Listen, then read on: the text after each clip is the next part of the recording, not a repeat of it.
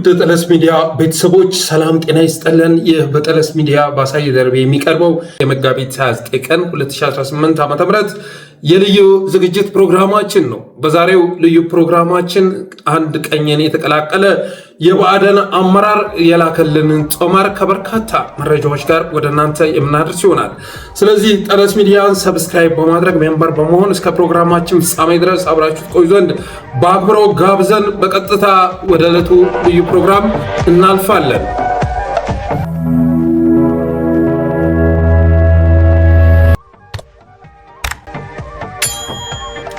ይድረስ ለጠለስ ሚዲያ ሁል ጊዜ ባይሆንም በተመቼ ሰዓት ሁሉ በጠለስ የምታቀርቧቸውን ፕሮግራሞች እከታተላለሁ። በፕሮግራሞቻችሁ ላይ ብአዴን ያላችሁ ስትጠሩን ማለቴ ስታናንቁን እየሰማሁ ፈገግ እላለሁ። ግን ያልገባችሁ ነገር ቢኖር አሁን ላለነው አመራሮች እኮ ብአዴንነት የምናፍርበት ስማችን ሳይሆን መሆን የምንሻው ምኞታችን ነው። አብዛኛው የዘመኑን አመራር ስታድግ ምን መሆን ትፈልጋለህ ብለህ ብትጠይቀው ብአዴን ብሎ ይመልስልሃል። ለምሳሌ ስሜን ሳይጨምር ስለራሴ ልንገርህ። ከኢህዴንነት አንስቶ እስከ ብልጽግና ድረስ አመራር ነበርኩ፣ ያውም ከፍተኛ አመራር። ሆኖም ግን በአመራርነት ዘመኔ እንዳሁኑ ዘመን አደናጋሪ ብቻ ሳይሆን አሳፋሪም ዘመን አጋጥሞኝ አያውቅም። ምክንያቱም ያን ያህል ከተላላኪነትና ከታዛዥነት የንጻን ባንሆንም በኢህዴንም ጊዜ ይሆን በብአዴንና በአዴፓ ዘመን እንዳሁኑ ህልውናችንንና አማራነታችንን ያጣንበት ዘመን አልነበረም። በኦፒዲዮ መረብ ውስጥ ወድቀን የአማራ ብልጽግና ከተባልንበት ጊዜ አንስቶ ግን ሙሉ ህልውናችንን ነው ከአብይ ዙፋን ስር የሰዋ ነው። ብአዴን በነበርንበት ዘመን ተላላኪዎች መሆናችን ባይቀርም ሆኖም ግን ላኪዎቻችንም ሆኑ መልእክቱ ቅጥ ነበረው። ከበላይ የሚመጣው ትዕዛዝ ከአባይ ግድብ ይህን ያህል ብር ለአባይ ግድብ ሰብስቡ፣ ይህን ያህል ግብር መቀበል አለባችሁ፣ ይህን ያህል እናቶች የወሊድ መከላከያ እንድጠቀሙ አድርጉ፣ 100% የምርጫ ውጤት አስመዝግቡ እያለ የሚቀጥል ነበረ። እናም በእነዚያ ዘመናት ህዝቡ ወደደንም ጠላንም አመራር እንደመሆናችን መጠን ህዝቡን በነፃነት ሰብስበን መድረክ መምራት፣ ያለምንም አጃቢ ተፋሰስ ልማትና የፕሮጀክት ምርቃት ላይ መገኘት፣ ቤተክርስቲያን ሄደን ማስቀደስ ወይንም መስጊድ ሄደን መስገድ፣ ከህዝብና ከቤተሰብ ጋር በዓል ማክበርና መዝናናት የምንችል አመራሮች ነበርን። ብአዴን በነበርንበት ዘመን ህዝብ ባያከብረን እንኳን የሚጠላንና የሚያሳድደን እርጉሞች አልነበርንም ነበር። ፍላጎቱ የማይታወቀው ጠቅላይ ሚኒስትር ወደ ስልጣን ከመጣ ጊዜ አንስቶ ግን ከአማራ ብራክ የወጡ የብአዴን ተላላኪዎች መሆናችን ቀርቶ የኦፒዲዮ ቅጥረኞች ሆን። ብአዴን የሚለው ድርጅት ቀርቶ የኦፒዲዮ ቅርንጫፍ ጽሕፈት ቤት በባህር ዳር መሪዎች ለመባል ተገደድን። አስቸጋሪው ነገር ደግሞ የኦፒዲዮ ወይንም የብልጽግና ተላላኪዎች መሆናችን ብቻ እንዳይመስልህ የሚመጣው መልእክት በሰው አእምሮ ሲታሰብ በእጅጉ የሚቀፍና የሚያንገፈግፍ መሆኑ እንጂ ያን መልእክት ተቀብለህም ህዝብ ስትወድምና አንተ በተገኘህበት ሁሉ በህዝብ እየተሳደድክ ስትከስም ትከርምና በአንዱ የሰኞ ማለዳ የኦፒዲዮ የቅርብ ተላላኪ የሆነው አቶ ተመስገን ጥሩነህ ወደ ባህር ዳር ይመጣና በደንብ እየገደልክ አይደለም ወይንም ደግሞ እየተገደልክ አይደለም በማለት ይገመግምሃል። ግራ ስትጋባ ከርመህ ቀኝ ሆነሃል በሚል ፍረጃ ያሸማቅቅሃል። ህዝብ ጋር ተቀላቅለህ ሻይ የምትጠጣበትና እንደ ልብህ ወክ የምታደርግበት ቀን ይናፍቅሃል። በስጋትና በፍርሃት ስሜት ውስጥ ሆነህ በዙሪያ ያለው ህዝብ እንደ ጠላት ከመመልከት ወጥተህ ጤናማ ግንኙነት የምትመሰርትበት ቀን በዓይንህ ላይ ውል ይልብሃል። በነገራችን ላይ አሁን ካለነው አመራሮች መካከል አብዛኞቻችንን በፓራኖይድ ፐርሰናሊቲ ዲስኦርደርና በፓራኖይድ ስኪዞፍሬኒያ የአእምሮ ህመም ተጠቂዎች ሆነናል ማለት ይቻላል። የዚህ ህመማችን መነሻ ደግሞ አንደኛ ከህዝብ ጋር መጠማመዳችን፣ ሁለተኛ ደግሞ አመራሮቹን እየተከታተለ ብላክሜል በሚያደርግ በኩይ መሪ መመራታችን ሲሆን በዚህም የተነሳ አንዳንድ አመራሮች በዙሪያቸው ያሉ ሰዎችን እንደ ሰላይ የመመልከትና መረጃ ያሾልኩብኛል በሚል ስጋት ሚስጥርን ያለመጋራት ብሎም ከሰላምታ ውጭ ምንም አለማውራት መገለጫቸው ሆኗል። እነዚህ አመራሮች ያሉበት የአእምሮ ጤና ደረጃ ፒፒዲ ተብሎ የሚገለጽ ሲሆን አንዳንዶች ደግሞ ህዝብ ብቻ ሳይሆን የ4 ኪሎን መንግስት እንደባላጣ በመቁጠር ፍጹም በሆነ ፍርሃት ውስጥ የመዘፈቅ አዝማሚያ ይታይባቸዋል። ከስልካቸው ካሜራ መካከል አንዱን በአብይ እንደተገጠመ የስለላ ካሜራ የሚቆጥሩ ቢሮ ቁጭ ብለው በየግድግዳውና በየጠረጴዛው ጠርዝ ላይ የተለጠፈ ስውር የድምፅና የምስል መቅረጫ ቺፖችን የሚፈልጉ አመራሮች መታየት ጀምረዋል። ሻል ያለ የጤና ሁኔታ ላይ የሚገኙት ባህር ዳር በኮድ ሄደው ሲያሸልሙ የራሳቸው ፓርቲ የሚጠራጠሩት ግን በመከላከያ ተከበው ቁጭ ከማለት ባለፈ መተኛት ይሳናቸዋል። ጠቅላላ ሲደረግ በአመራርነት ዘመኔ እንደዚህ ዘመን አሳፋሪ ተብሎ ሊገለጽ የሚችል ዘመን አጋጥሞኝ አያውቅም። ከበታች ባለው ህዝብ ብቻ ሳይሆን ከበላይ ባለው አካልም እንደ አመራር የማትታይበት በስርዓቱ መድረክ አዘጋጅተህ ሂስና ግለሂስ የማታደርግበትና አቅጣጫ የማታስቀምጥበት የችግሩ አካል ሆነህ ከመጨማለቅ ባለፈ ችግር ፈቺ ሀሳብ ማፍለቅ የሚያስወግርበት ከፌዴራል ትዕዛዝ ካልመጣ በቀር እንደ ክልል ጥቃቅን ውሳኔዎች እንኳን መወሰን የማንችልበት ዘመንና ስልጣን ያጋጥመኛል ብዬ አስቤ አላውቅም ነበር። ሌላው ደግሞ እውነቱን ለመናገር ያህል አማራ ክልል ውስጥ ያለው አመራር ስልጣን ቢጨመቅ የአንድ ጄኔራል ስልጣን አይሞላም። በመሆኑም በተወሰነ መልኩም ቢሆን በክልሉ ጉዳይ ላይ አንዳንድ ውሳኔዎችን የማሳለፍ ስልጣን የተሰጣቸው እኒህ ጄኔራሎች እንደ አመራር ስብሰባ ጠርተው በዘለፋና በስድብ የታጀበ ኦሪንቴሽን ወይም አቅጣጫ ሲሰጡ አሜን ብለህ ከመቀበል ውጭ ለምን ብለህ ከጠየቅ በዋርድያ እያስጠፈጠፉ ከቢሮ ሊያስወጡ ይችላሉ። ከሁሉም በላይ ደግሞ አስገራሚው ነገር ብአዴን የሚባል ድርጅታችንን ብቻ ሳይሆን በተወሰነ መልኩ የምንጋራውን አንድነታችንን የነጠቀንና ፍጹም እንዳንግባባ አድርጎ የከፋፈለን የፌዴራል መንግስት የጋራ አቋም ይዘን ወደ ዘመቻ እንድንገባ የሚፈልግ መሆኑ ነው። በአመራርነት ዘመኔ አይቸው በማላውቅ መልኩ አንዱን አመራር የአንዱ ሰላይ፣ የጎጃሙ የጎንደሩን፣ የጎንደሩ የጎጃሙን፣ የሸዋው የወሎውን፣ የወሎው የሸዋውን እንዲሰልልና ወሬ እንዳቀብል አድርጎ ያደራጀን አካል በጋራ ተነጋግረን የጋራ አቋም እንድንወስድ የሚፈልግ መሆኑ ነው። በዚህም የተነሳ በየትኛውም አጀንዳ ላይ ለመነጋገርና ከችግር የሚያወጣ አቅጣጫ ለማኖር መተማመኑ ስለሌለ ከበላይ ለሚላከው ሰነድ ያለህን አድናቆት በጭብጨባና በባዶ ቃላት ገልጸ ታማኝነትህን ከማሳየት ባለፈ በዙሪያ ያሉትን ጓዶች አምነህ አስተያየት መስጠት ስለማትችል ብልጽግና እንደ ፓርቲ ሲሰብጥ ከማየት ውጭ ከገባበት ችግር ውስጥ ማውጣት አይታሰብም። ጽሕፈት ቤቶች ናቸው ማስፈጸሚያ ቅርንጫፍ ጽሕፈት ቤቶች ናቸው እንጂ የአማራ ብልጽግና የሚባል የለም። የብልጽግና የአማራ ክልል ቅርንጫፍ ጽሕፈት ቤት ነው የሚባለው። መልካሙ ነገር ታዲያ ብልጽግና ከገባበት አሮንቃ ውስጥ ገብቶ ከመስበጥ ባለፈ ከማጡ የሚያወጣ መፍትሄ ማስቀመጥ እንደማይቻል የተረዳው አመራር በአሁኑ ሰዓት ራሱን ለማትረፍ በየአቅጣጫው በመደፋደፍ ላይ ይገኛል። በተለይ ደግሞ አማራ ብልጽግና በፋኖና በህዝብ ትግል መሸነፋችንን ተረድተን አብዛኛው አመራር እንደ ፓርቲ ከመሞት ይልቅ በተናጠል መትረፍ መርጦ ይሻለኛል ባለው መንገድ ማድረግ ያለበትን ሁሉ መከወን ጀምሯል። ለዚህ ምክንያቱ ደግሞ አንድም ብልጽግና ሸገር ላይ ተወስኖ አለሁ ከማለት በዘለለ እንደ ሀገር ግን እየተሸነፈ መምጣቱን በመረዳትና በተለይም እንደ አማራ ክልል መሸነፉን በመገንዘብ አንድም በበላይ አካል ሴራ የአማራ ብልጽግና አመራር ተከፋፍሎ ምንም ነገር መከወን ከማይችልበት ደረጃ ሲደርስ የፋኖ ትግል ግን እንደ አማራ ከመሰባሰብ ባለፈ እንደ ቀጠና ትግሉ ሲናበብና ሲመጋገብ መታየቱ ፌዴራል ላይ የተቀመጠው አካል የበለጠ ችግር ከመጥመቅ ባለፈ አማራውንም ሆነ አመራሩን ከችግር ማላቀቅ የማይፈልግ መሆኑ በግልጽ መታወቁ ሲሆን በዚህም መሰረት አንዳንዱ አመራር በተለያየ መልኩ ቤተሰቡንና ሀብቱን ከሀገር አስወጥቶ ራሱን የሚያሾልክበት ቀዳዳ ፍለጋ ሲያማትር፣ አንዳንዱ ደግሞ በቀኝና በተለያዩ ህቡ ድርጅቶች ውስጥ ታቅፎ ከውስጡ ነው ፓርቲውን መቦርቦር ጀምሯል። ፋኖ በሚገነባው ስርዓት ውስጥ አመራር ባንሆን እንኳን እስካሁኑ ጥፋታችንን የሚያካክስ ተግባር በመፈጸም እንደ ሰው የምንኖርበትን አገር ለመፍጠር መስራት ጀምረናል።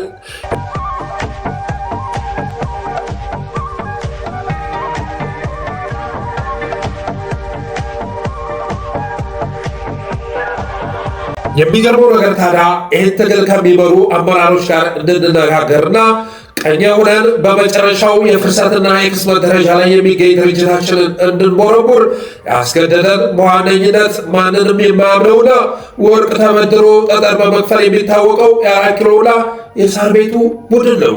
ለምሳሌ ያህል ለማስረሻና ቦርኑ በትግል ውስጥ ነበሩ ማለት ባይቻልም የሚፈልጉትን የግል ጥያቄ እመልሳለሁ ብሎ ከጫካ የመለሳቸው የክልሉ መንግስት ቢሆንም የፌዴራል ተብዬው ግን ወደ አዲስ አበባ ከጠራቸው በኋላ አግዟቸው ሊላቸው ሲገባ ማይክ ከፊታቸው ነግሮ አውግዟቸው ይላቸዋል።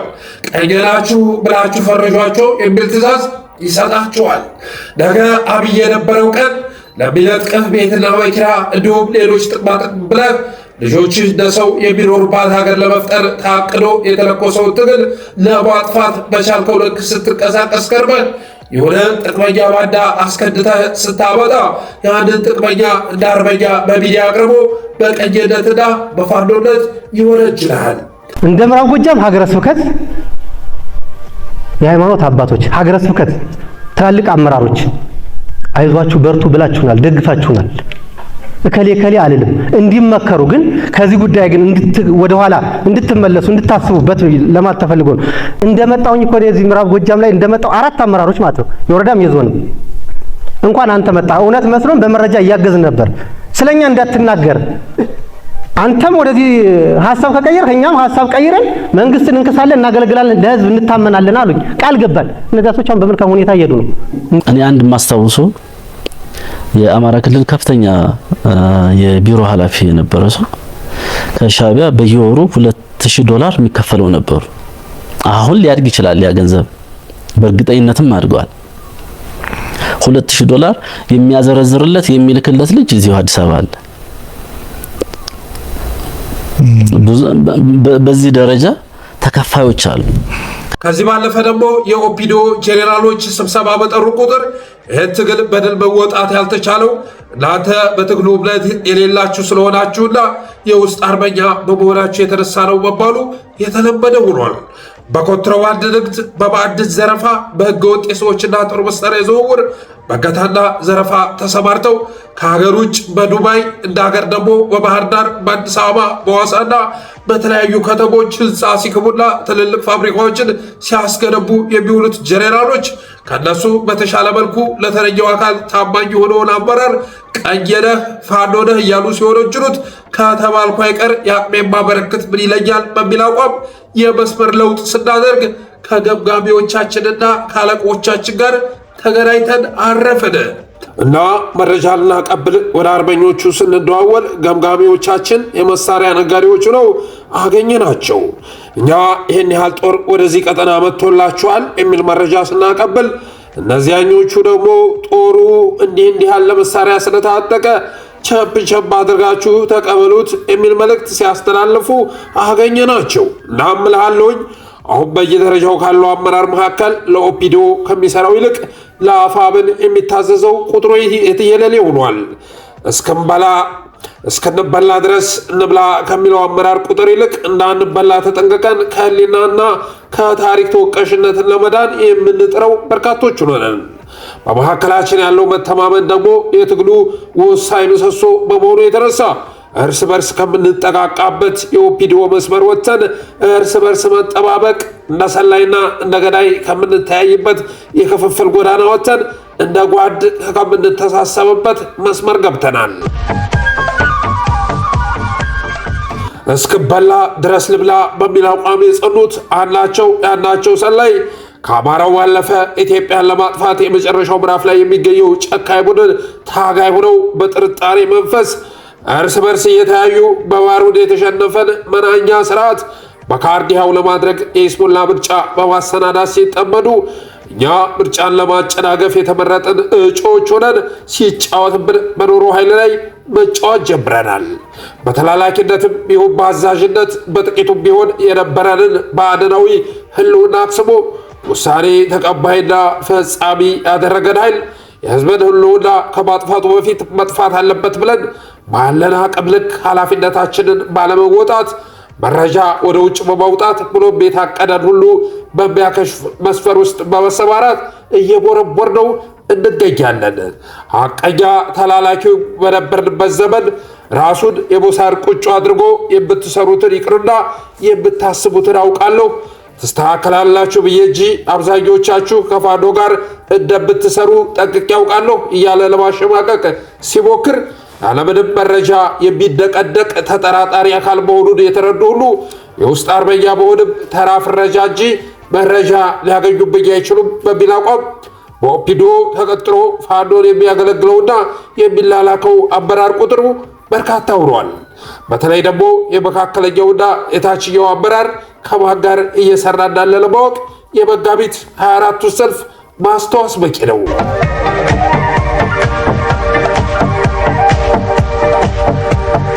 ይህንን መራር እውነታ የተረዳው የ4 ኪሎ መሪ የኢትዮጵያ ጉዳይ እንዳለቀለት ተረድቶ መላው ኢትዮጵያን አስገብራለሁ ብሎ በመሯሯጥ ፈንታ አዲስ አበባ በዋጥና በሰልቀት ጀምሯል። ፌዴራል ላይ የተቀመጠው እንደ ፌዴራል፣ አዲስ አበባ ላይ የተዋቀረው እንደ አዲስ አበባ፣ የኦሮሚያው ደግሞ እንደ ክልል ማሰብ ሲገባቸው የፌዴራሉ ቢሆን የአዲስ አበባና የኦሮሚያው ተጠቃቅሰው በክልል ጭንቅላት ማሰብ ጀምረዋል። የበርካታ ዲፕሎማቶችና የኤምባሲዎች መቀመጫ ብሎም የአፍሪካ ህብረትና የኢትዮጵያ መዲና የሆነችውን አዲስ አበባ ከተማ በኦሮሚያ ጉያ ውስጥ ለመወተፍ ህግ ማርቀቅ ብቻ ሳይሆን ማጽደቅ ችለዋል። ግን በአንድ ነገር ላይ እርግጠኛ ሆኜ መናገር እችላለሁ። የአፓርታይድ ህግ ሲጸድቅ እጃቸውን ያወጡ የምክር ቤት አባላት ህዝብ ከሚጠየፋቸው በላይ ነፍሳቸውንና ራሳቸውን እየተጠየፉ እጃቸውና አንከረፈፉ ግልጽ ነው። እንደነ ዶክተር ደሳለኝ ጫኔና ዶክተር አበባው ደሳለኝ በድፍረት ለመሟገት ወዳቸውና ልባቸው ባይፈቅድላቸውም በታሪክ በሚያስወቅስ መልኩ የመጨረሻ ቆሻሻ ህግ እናጸደቁና በወዳቸው እንደወደቁ ይረዳሉ። ስለዚህ ልክኛ ማድረግ እንደጀመርነው ሁሉ በጥቅምና በዛቻ ሸብቦ ያንን ጸረ ኢትዮጵያና ጸረ አዲስ አበባ ህግ በግላጭ ያጸደቃቸውን ኃይል ከነግሳግስ አዋጁ በድብቅ ለመጣል ማድረግ ያለባቸው ሁሉ ከማድረግ እንደማይመለሱ ጥርጥር የለውም። ምክንያቱም ለህዝብ ባያስቡ እንኳን ለሞራል የማይመጥን ቡድን አገልጋይ ሆነው ሀብት ያፈሩባት የኢትዮጵያ ከተማ በህግ በተደገፈ መልኩ ከፌዴራል መቀመጫነትና ከአዲስ አበባ መስተዳደርነት ወርዳ የአንድ ክልል መፈጫ ስትሆን ማየት የሚመስጠው አይኖርም። ፌዴራል ነኝ ሲል የነበረ አካል ለሀገር መሸነፉን አምኖ ወደ ብሔር በግልጽ መሸራተት መጀመሩን የሚገልጽ ህግ ሲያወጣ ህጉን መደገፍና እጅን ማከርፈፍ ለየቅላቸው። ስለዚህ ለህዝብና ለሀገር የሚያስቡት የግል ድሎታቸውን ችላ ብለው ትግሉ ሲያቀጣጥሉ ከተላላኪነት ወደ ተሳዳጅነት የሚያሸጋግራቸውን ህግ ያጸደቁት ደግሞ ለግላቸውና ለቤተሰባቸው እንዲሁም ለጥሪታቸው ሲሉ ይህን ለማንም የማይበጅ ዘረኛና ሴረኛ ቡድን መታገላቸው ግድ ነው በማለት ኑዛዜ ስቋጭ እኛ የአማራ ብልጽግናዎች የተሸነፍነው ፋኖ ባካሄዳቸው ዘመቻዎች ሳይሆን አብይና ቡድኑ በወረዷቸው ትእዛዞች ነው። የተሸነፍነው በፋኖ ሳይሆን በኦፒዲዮ ህልውናችንን ያጣንና ልዩ ኃይላችንን በትነን ህዝብ ላይ የዘበት ቀን ነው። ፋኖ ወደ ትግል ከመግባቱ በፊትም እኛ ተሸንፈን ስለነበር የፋኖ ትግል ከብርሃኑ ጁላ ወታደርና ከአብይ ድሮን ጋር ከሆነ 3 ዓመት አለፈው በማለት ቀየር የተቀላቀለው አመራር ብአዴን የሚባለው በደም ቡድን የሚገኝበትን ሁኔታ ገልጾልናል። በመሆኑም ይህን ጦማር የላከልንን የውስጥ አርበኛ እያመሰገን ጠለስ ሚዲያን ሰብስክራይብ በማድረግ ሜምበር በመሆን ታበረታቱ ዘንድ ጠይቀን የዛሬውን ልዩ ፕሮግራማችንን ቋጨን። እናመሰግናለን። አሳየ ደርቤ